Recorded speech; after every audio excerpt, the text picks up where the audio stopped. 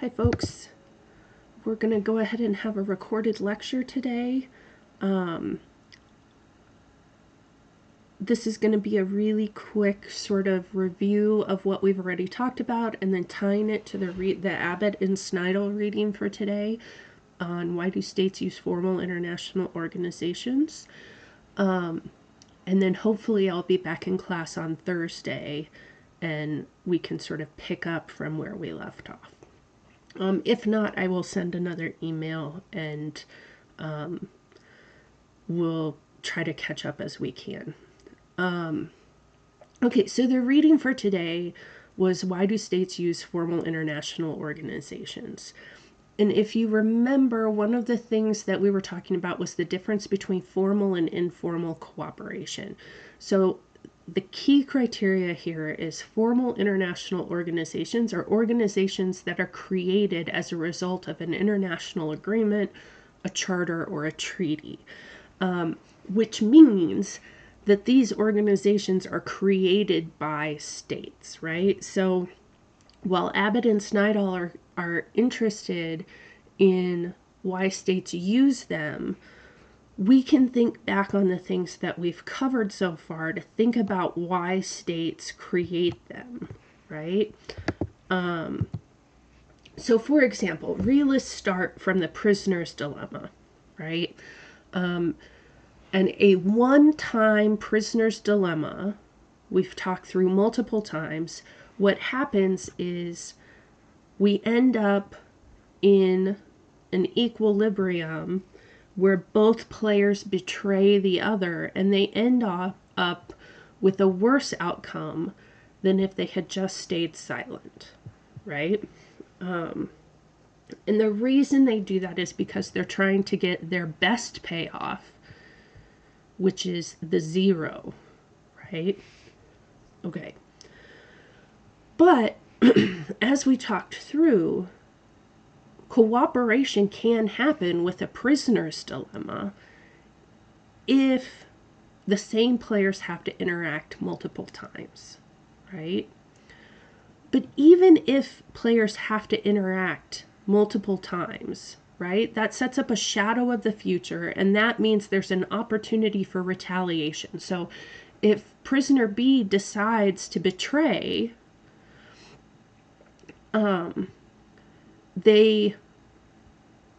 prisoner A can punish them in the next round by betraying them, right?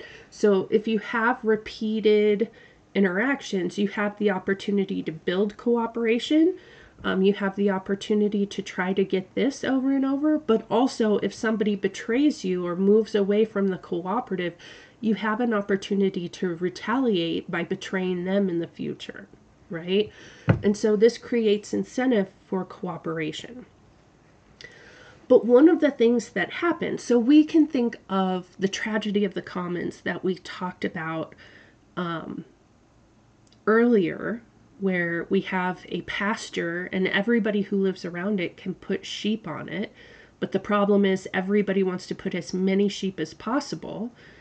We can think of the continued cooperation around not overpopulating the pasture as a prisoner's dilemma, right? So everybody is better off if we cooperate and limit the number of sheep that we put on.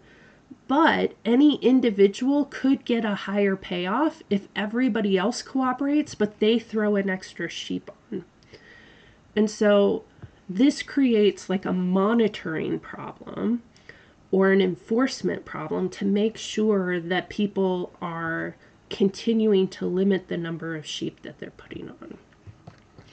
We also talked about other sorts of problems like the stag hunt, right? So here we have everybody gets a big payoff if we all hunt together. Everybody gets a small payoff if we all hunt for hare alone. But the really bad outcomes for some people are if you're the one who's hunting a stag while everybody else is hunting a hare. Nobody gets a bigger payoff because they tricked somebody into doing the wrong thing, right?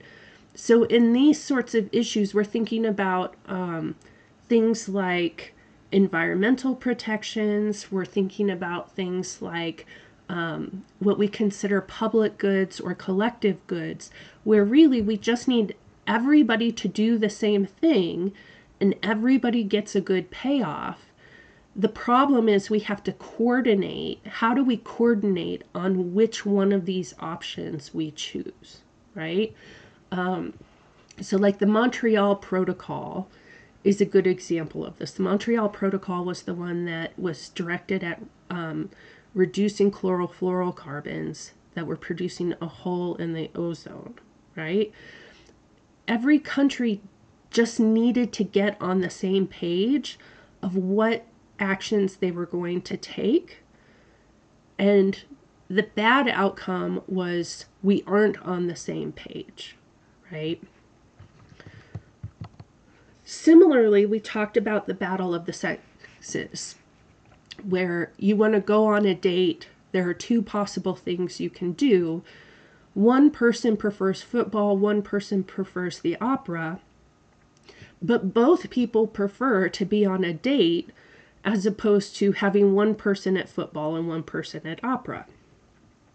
And so, again, the key here is, even though each person thinks it would be best to be on the date that they most want, they would rather be on a date than not on a date, right? And so, again, the problem here is coordination. How do we identify which of these we're going to do and make sure that we're both doing them? So when states, different types of issues present different types of problems for states. And so we see problems of coordination, compliance, monitoring, and enforcement. So these are the sorts of problems that we see when we have a tragedy of the commons, or we have an agreement about nuclear weapons, right? We talked about this in the security dilemma. When we have nuclear weapons, we agree to how many can be made or stored. But what if somebody chooses to cheat to get ahead, right? So we need to be able to monitor. We need to make sure people are complying. We need to have some sort of enforcement.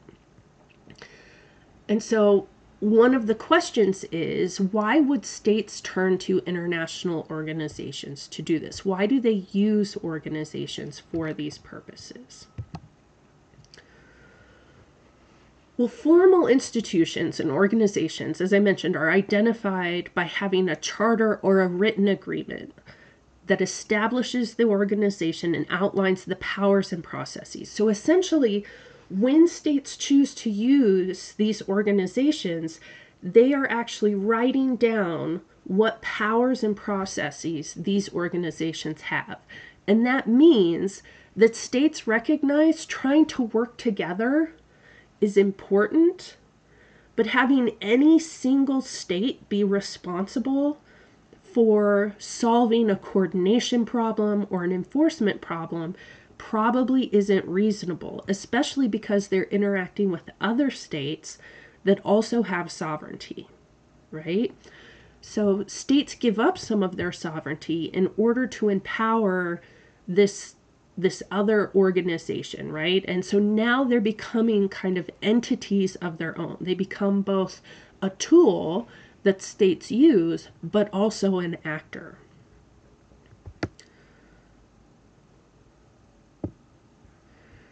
So Abbott and Sneidl argue that the reason states use formal organizations is because of these two really key characteristics. One is centralization and one is independence. Centralization means that there is a concrete, stable organizational structure. So this means that an organization can be an established forum for where all problems of a certain type are brought, right? So when we have issues about nuclear weapons, we take it to the IAEA, right? Also, organizations, sorry, excuse me, organizations provide for efficiency. So, one of the things we talk about in political science is what we call transaction costs. Every time two actors have to get together to interact, that's a transaction cost, right? And so, when we have multiple countries or multiple states that are involved in trying to address an issue, they could have the US go to France, and the US go to Great Britain, and the US go to Russia, and the US go to Lithuania, and the US go to Spain, and the US go to Botswana.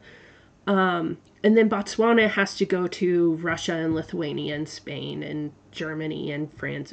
Like, those sorts of interactions could happen, but that's a lot of transaction costs. If we have an organization that is an established forum, that means all of those countries can come together, and we don't have to do the like grapevine or like multiple transactions in order to have a conversation about these issues. Likewise, this centralization role that organizations play provide an opportunity for what we call reputation building. So one of the reasons that the prisoner's dilemma can create cooperation when it's done repeatedly is because you're building a relationship with that other player that you're playing with, right? And so what we are doing when we interact with other countries is also building up a relationship.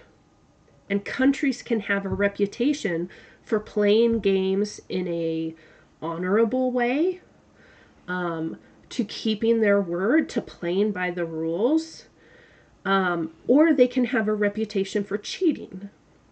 And one of the things that international organizations do, particularly formal organizations where there is a written agreement, a set of processes, and a set of rules that sort of lay out expectations of behavior, is that that organization can help identify and build reputations of countries that use that organization. Similarly, it becomes an opportunity for states to pool their costs and their risks. So when there's a central organization, there might be a problem that's too costly for any single country to address. But if every pool pools some of their resources, then there's enough resources to address the problem. So a good example of this, I mentioned it in the perusal,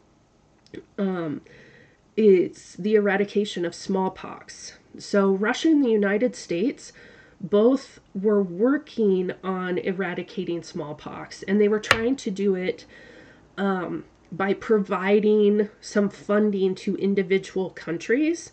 But those countries didn't really have the resources to then build an entire program that would distribute the vaccine within their country.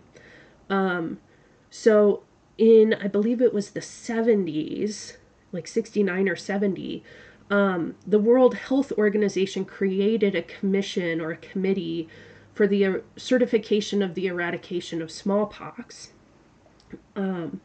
And instead of having the US and Russia working independently, every country was encouraged to pool their resources with this organization. And then this organization set up committees in each country, hired personnel in each country, distributed the vaccination in each country in a coordinated way that didn't rely on each individual country to come up with the cost themselves. Instead, those that could gave as much as they could, and the pot became much bigger and was used more efficiently. And this is also an example of managing multiple inputs. So like, along with transaction costs, each country has something to contribute, or a point of view, or a problem with the issue. And instead of having to deal with those on a one-on-one basis, having a formal centralized organization that can be a forum for countries to bring this information to makes these problems much more manageable, and sort of it helps states not have to manage each of those inputs themselves. So ultimately, one of the really key pieces of this is that the centralization part of formal organizations means that organizations become really important for things like establishing what compliance is and identifying coordination points. The other reason that Abbott and Snidel say states use formal organizations is independence. So independence is the authority to act with some degree of autonomy in a specific sphere. What this means is that those formal agreements that set up organizations identify powers and processes and give them some autonomy to take action, right? These organizations always have a bureaucracy, a secretariat that's engaged in managing the operations and administration of that organization. But those agreements also give that administration a degree of autonomy, the ability to take some actions without state approval, just in order to sort of maintain the organization. And this is where the trade-off between sovereignty and participating in the organization comes in, because when states do this, they recognize that they're giving some authority away. And we see throughout history countries like the level of comfort they have with the power of international organizations, intergovernmental organizations, changes over time. So sometimes you see states trying to take back some sovereignty, or trying to reduce the power that these administrations have. But the reason that they give these organizations this power is because there are lots of benefits from having this sort of third party. One of the key ones is what we call laundering. So laundering is basically, if you think about money laundering, right? The purpose of money laundering is for criminal organizations to be able to use the money that they acquired through shady operations, but they have to funnel that money through what looks like legitimate operations in order to sort of hide where that money came from. Well, one of the things that states do with formal organizations is it's an opportunity for them to try to influence international relations and help create outcomes they want without it being solely tied to them, right? So for example, after 9/11, Colin Powell goes to the Security Council and tries to get Security Council backing for a joint operation going into Iraq, right? And this is an attempt to sort of launder things to make it look like this is an effort by multiple states or an agreement by the international community that this is the right thing to do, so that it doesn't look like it's just a U.S. force going into Iraq, right? Similarly, these organizations have the benefit of appearing neutral. Now, there's a lot of research about whether they're actually neutral and which states' interests they actually reflect. But as we talked about when we were doing the security dilemma, you guys talked about having me act as a third party who could be neutral and go around and see how many paper airplanes each group had, right? And you guys sort of instinctively recognize the appeal of having a third party. So having a third party that isn't a state, but that can go around and collect information, that can potentially provide information, that can act as a trustee. So if we don't think any single state can act in an unbiased way for a particular issue, designating an international organization to act as like their actions are determined by what's best on this issue. An allocator of resources. So this is why the WHO worked out well for the eradication of smallpox. Or as an arbiter, right? So if we have two states that have a disagreement, we need somebody to act as a mediator. The appearance of neutrality becomes important. And so formal organizations have this benefit of having some level of independence, which allows for an appearance of neutrality. Ultimately, this means that they can act as representatives of the community, but it also means they can act as a community enforcer. So centralization, if we go back to these problems,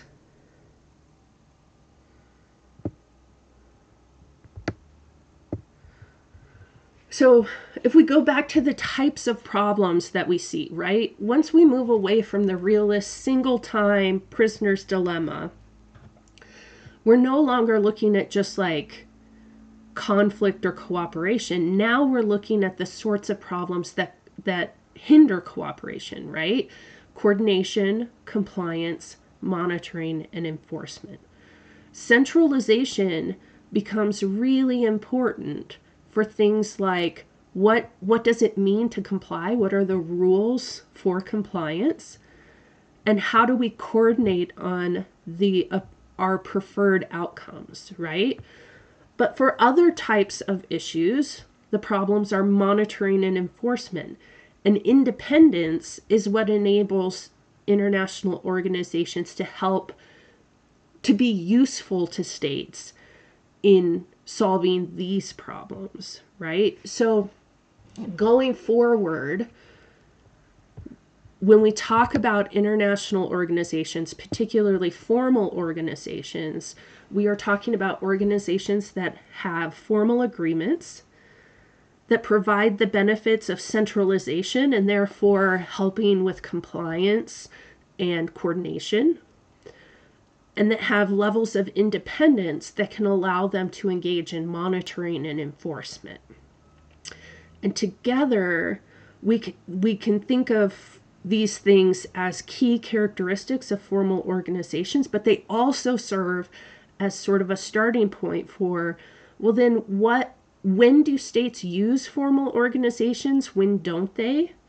And also, what structures make these organizations more agreeable to states or more useful to states? So like, how can we design institutions that have these characteristics, but like what pieces go into each of those characteristics? I don't know. I might be rambling now. Anyway, that is Abbott and Snidel. Thursday, I will have an update for you on the source search assignment. My apologies for that. This weekend, I tried to do my own literature review for some research that I'm doing, and the library has not renewed their subscription, and so it was going to be too much of a pain for you guys to try to do document delivery. I was afraid you guys wouldn't get them in time. So hopefully this afternoon I'll have time to rewrite the assignment, and I will have an update for you on Thursday. Keep an eye on your email.